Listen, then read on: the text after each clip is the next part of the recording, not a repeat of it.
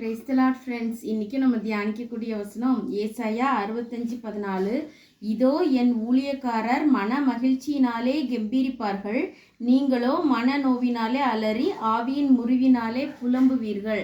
ஆமாம் ஃப்ரெண்ட்ஸ், என் ஊழியக்காரர் ஆண்டவருக்கு ஊழியம் செய்கிறவங்க வந்துட்டு எப்பயும் மகிழ்ச்சியினால் கெம்பீர்ப்பார்கள் அப்படின்னு இருக்குது ஃப்ரெண்ட்ஸ். நம்ம ஆண்டவருக்கு பல வழிகளில் ஊழியம் செய்யலாம் ஃப்ரெண்ட்ஸு. நம்ம போய் சுவிசேஷம் சொல்கிறது ஊழியம்.